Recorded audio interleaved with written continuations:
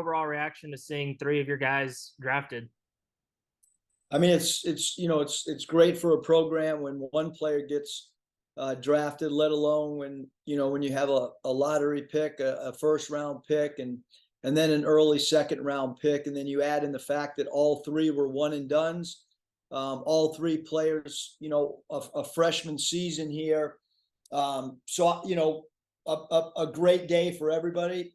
Coach Smart got the opportunity to be in Dallas with the Walshes, and then obviously, my family and a bunch of support staff people were able to be in New York and Brooklyn with Nick and Anthony. So just a phenomenal day, and then really, really happy that Ricky Council got his two-way immediately after the draft that showed the commitment by Philly and the excitement that the Sixers have in Ricky, and close to a historic day, but certainly one that was historic on this year's draft because we had the most players selected in the draft, and for all three of those guys to be freshmen really make it special.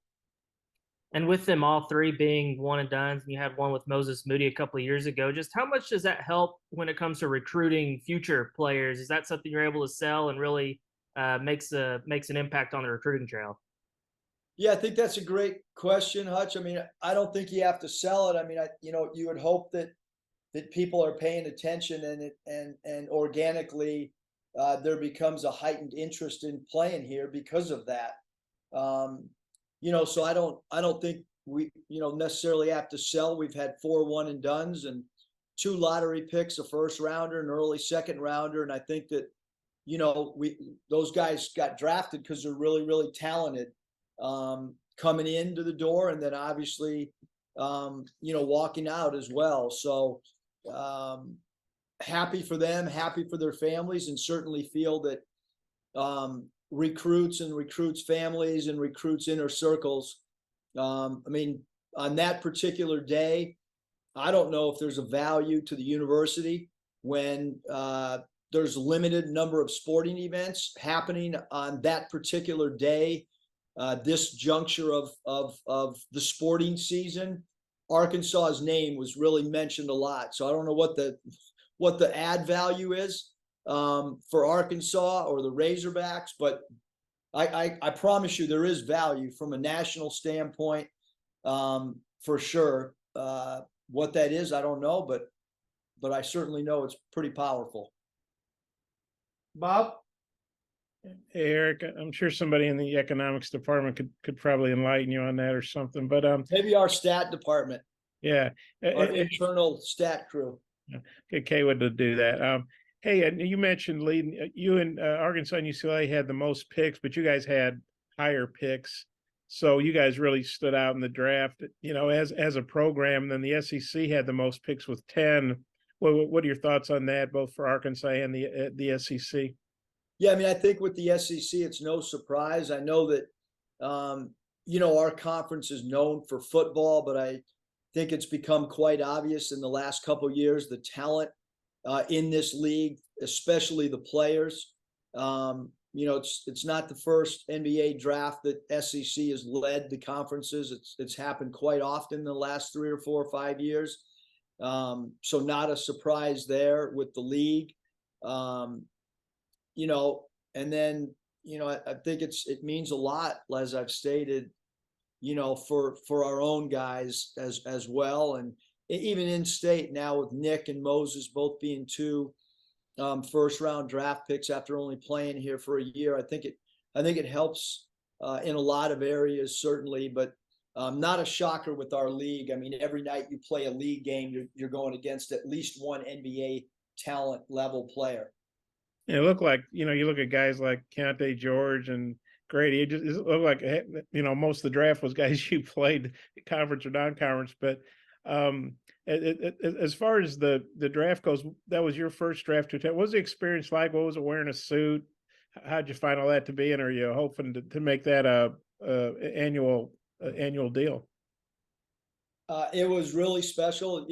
Sometimes when you get above 55 years old, there's not a lot of first that you experience.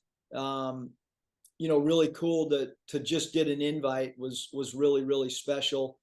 To be able to experience that, and the way that the draft was set up, the two tables, the Black family and the Smith table, they were right next to each other, one in front of the other. So cool. I wanted, my wife to be there. Her and Michael, sat in the front row in the stands, and then eventually got brought down to the green room as they try to fill the green room up with people that bought tickets in certain areas. So by the time Nick was called, Michael and Danielle were down there with me, and words can't describe just the parties that happened after the draft, and leading up to the draft, the anticipation, the nervousness of families and staff members. And so it's really cool. And yes, I do hope to be back there next year. I hope that we have another player sitting in that green room next year, and I don't have any doubt that we will. What was it like wearing a coat and tie? You hadn't done that in 4 years, I think you said. Yeah, I did. Danielle made me wear the tie. I kept showing her pictures of what Nick and Anthony were going to wear, and they didn't have a tie. And she said, "Well, you're not their age. You're not that cool. You're wearing a tie." Because I was very hopeful of getting away without the tie. But the good thing is, it still fit after 5 years of getting a custom suit. I was a little worried around the waistband if it would still fit, and so all good, have remained the same size, I guess. Well, on the schedule, got released today. SEC, you guys are playing Kentucky twice, and then I guess kind of then Georgia twice, and then the usual suspects twice. Just what's your take on the schedule and playing Kentucky home and home second year in a row?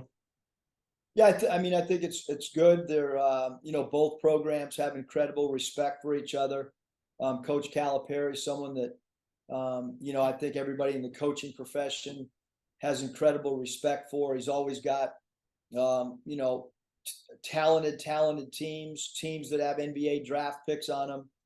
And then when you go play at Kentucky, there's a special feel to it, without a doubt. When Kentucky plays road games, it's a big game for every home crowd wherever they travel. So I think it's good that we're playing them twice. And when the schedule came out, because we got it a couple days ago, and just kind of kept it internal with our own family, and my wife's extremely excited to go to Georgia because that's where she's from, and her sister went to school, and we have not gone there very much.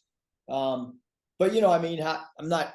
It's different than the NBA and the G League, where it's pretty balanced. I think I've been to Alabama every year that I've been here, and I think they've only been here twice. So I know it's not a balanced schedule. So I think another first for me is getting these schedules that are they're kind of random the way they happen. Thanks. I got a couple more if time allows. Thanks. Andrew Ellis? Yeah, coach, obviously having guys drafted really helps, with recruiting. But when you talk to guys, whether it's around the NBA or just around college basketball nationally, how much do you feel that perception around your program changing? Well, I do think that it's, changing. Obviously, I have a lot of friends on the West Coast. I think that right now, Arkansas is, really heavily talked about in the college basketball landscape. Part of it's NCAA tournament runs, part of it's guys going to the NBA, being a part of the draft. I think there's a lot of reasons. We're sold out. There's a lot of interest in the program when you look at game slots that we have from a television standpoint. I think nationally, we're in a really good spot when you talk to agents and you talk to people in our own industry. Obviously, over the last month, the phones have I mean, we've gotten a lot of calls about our own guys. When you have, 4 players that are all potential draft picks, that's a lot of phone conversations and dialogue, and then other people in the NBA might want to ask about other players in your league, or as you guys have mentioned, we played so many guys that were draft picks that I'm looking forward to some downtime on my phone, the way it's been the last really 30 days. And when you look at what the 3 draft picks accomplished at Arkansas, it's not like they were putting up the gaudiest numbers or anything, but really excelled in their roles. Just moving forward, how do you think that helps sell like that buy-in factor to your incoming players of, hey, you don't need to come in and score 25 a game. You can just excel in your role and the success you can have. Yeah, I mean, I think that as you talk to your own current team, and I mean, the NBA people they're really smart. I mean, they're really smart. They evaluate a whole bunch of different things, and if you play the right way, if you play to win, and if you're in a winning program, and obviously anybody that plays at Arkansas is going to, I don't think anybody's worried about any of the Razorback players that go to the next level. They're not worried about, can they play in front of 20,000 people? Well, they've been doing that. The crowds that we generate when we go on the road now are much different than they were 4 years ago. We draw a lot of people when we go on the road. So, our players are used to playing in front of big crowds. They're used to playing in high pressured games like they have in the NCAA. And I think that that's a lot of the evaluation process that NBA teams are using. So it's not just about numbers. It's about a whole bunch of things factored into one decision-making process. Kent? Yeah, Coach, 2 of the critiques that we heard from different scouts and analysts revolved around the 3-point shooting of the players, and also they wanted to see them play with more spacing. Can you kind of speak on those points, and do you internalize that and have it factor into preparation for next year? Well, like I said, we had more players drafted than anybody, so I don't want to get too far away from what we've done. I'm not sure where that critique or criticism's coming from. It's not coming from any of the general managers that I talked to that selected any of our guys. I certainly feel like we have not been a great 3-point shooting team, but we have been a great loose ball getting team, and we've been a great defensive team. It's really hard to statistically put up numbers on both sides of the ball. There's very few teams in college basketball that are great defensive teams and great offensive teams. And then our offensive spacing, we had no idea that we were going to have a significant injury. In my opinion, Brazil was the best stretch forward that there was in basketball. We didn't have any spacing issues in Hawaii when we were healthy, and we still didn't have Nick there. So, any spacing issues, when you have 2 significant scores that are out for significant amount of time, I think it would affect anybody, just like if an NBA team loses a shooting stretch 4 to a ACL injury, there's probably going to be some spacing issues, even on an NBA team. So, again, I think that the style of play is no zone defense. The style of play is playing with great pace. The style of play is running NBA quick hitting sets with low volume of continuity offense that eats up a college shot clock. So I think the NBA people are very intrigued with our style of play, and our commitment to try to mirror what NBA teams do.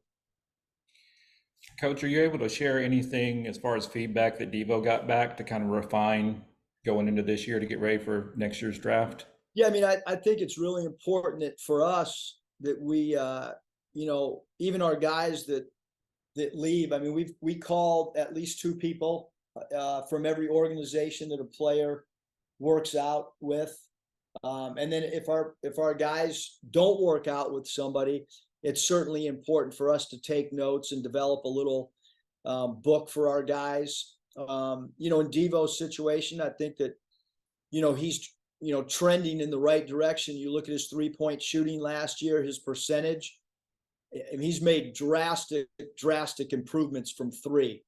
You know, came in as an elite dribble driver, you know, and has now evolved into one of the best 3-point percentage shooters and volume 3-point shooters in our league. So I think there's been incredible growth with Devo in an area that is important for him at the next level. I think everybody understands that Devontae is as good a defender as there is in college basketball. Rebounds his positions, got great versatilities. He's played anywhere from the 1 to the 4 for us. So certainly I think that area of 3-point shooting, he addressed it last year, and now the key will be to have consistency and try to improve on some really good numbers from three that he had last year. So, Coach, in conference play, I was looking at the numbers this morning. Devo took a big jump up in conference play with 3-point shooting, while some of the other guys fell back. What was he doing differently? What allowed him to make that jump when the other guys struggled once we got to play a little bit? Age. I mean, for freshmen, you know, in the NBA, there's, you know, some guys hit a little bit of a wall. You know, when you get into conference play, you're playing against longer guys, more athletic guys. The season's a little bit longer than normal. The grind's a little bit longer than normal. You know, I think that Devo's got a veteran mentality where, you know, he kind of paced himself in the right way, very similar to the way that we want to try to pace a team, that you're hitting your stride towards March. And, you know, the way that he played in conference, shooting the ball, and then the way that he played in the NCAA tournament, especially against Kansas, is, you know, is the way that you want to play as an individual and then also as a team. You know, and he's a guy that can kind of create his own three off the bounce. And I think that really helped him as well, you know, elevate his 3-point percentage as league play happened. Jonathan? Coach, we saw a lot of emotion from Nick when he got drafted. Just being there in New York with him, just what were maybe some of the conversations you had with him afterwards about not letting that fall to 27 kind of impact his transition to the league? And then what do you think about just the situation he's stepping into in Charlotte? I think to answer the second part, he's stepping into a great situation. Mitch Kupchak and I had a couple different conversations, and we've texted since the draft has happened. Buzz Peterson, who's an executive, we talked actually probably not long after they picked him on draft night. We talked on the phone. Coach Steve Clifford and I, Friday morning after the draft, Coach Clifford and I had a long extended conversation. And then Friday afternoon, Rex Walters, who's an assistant coach with Charlotte, we had a very long conversation, and Rex worked with me with, you know, at the University of Nevada. So a lot of people that we're very close with, even their equipment manager was with me when we were in Orlando with the Magic together. So a lot of conversations have happened. They're overly excited about Nick, and with all the incoming NBA rookies, they're all on a level playing field from here on out as far as rotation, playing time. Like, now you got to go earn it. And I think Nick is highly motivated to one, start practice for Summer League, and then two, to play Summer League basketball, and then get ready for vet camp. So it doesn't really matter what happened Thursday night moving forward. I mean, it's you know, you get married, wedding night's awesome, but then how do you deal with your marriage going forward, you know? So draft night, it's like getting married, you know, it's wedding night, everything's, you know, happens, and now, you know, what are you going to do with the situation you're in? So I think Nick's excited. I think he's in a great spot. You know, I've texted with Cody Martin let him know to help show Nick some NBA ropes. And but I think Nick's excited. I really do. And then for AB and Walsh, just what did Orlando and Boston like about them, and what do you think about those situations? A great situation for Anthony for sure. You know, I mean, I've gone back and forth with Jamal Mosley, their head coach, via text. John Hammonds and Jeff Weltman spent some time here. I remember mid-season, probably maybe almost a two to 2.5 hour conversation with them face to face with the office door shut, going through some stuff that they had questions about. So really excited for him. I mean, he's in a great spot. Joel Glass, the PR guy, and I have gone back and forth, and Trish, who's involved with their PR, was, you know, a lot of people when I was with Orlando, believe it or not, it's amazing. Rodney Powell, who was the equipment manager when I was there, still there. Really, it's unbelievable the connections with those two spots that our guys were taken in the first round, with how many people I've worked with. Alex Martins, their president, was with Orlando when I was there. Jeff Weltman moved into my apartment in Los Angeles when I left the Clippers. He came and actually took my job when I went to the old CBA. So a lot of conversations with a lot of people in Orlando, and it's a great spot. So it's a family organization. Culture is very, very important to the Orlando Magic. You know, he's in a great spot for sure, and I think his mom Jennifer's extremely excited after she got to meet everybody there the other day on Friday for their press day.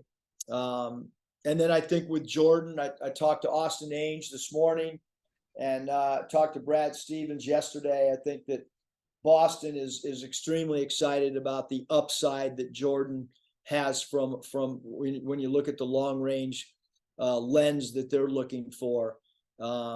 You know, so I think that all three guys in a really, really good spot. And then even Ricky Council, I went back and forth with Nick Nurse today, Philly's head coach, just about, you know, strengths of Ricky as well. So happy for all four of these guys.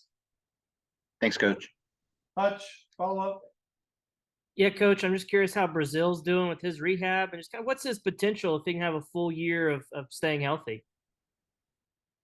Well, I mean, you know, if he would have stayed healthy, you know, I think he would have been in the green room, to be honest with you. You know, you know, it was a devastating injury for him and our team. You know, certainly he's got an incredible future ahead of him. Rehab is going great. You know, I don't like to use the term, you know, way ahead of schedule, because with us, the schedule is going to stay the same no matter what.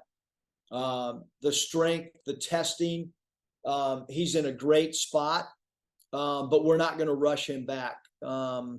We are going to get him ready to play in November, and that's all we're focused on. But I will tell you, he did run the mile with our team, and he beat some guys. He made his time the very first time he ran the mile.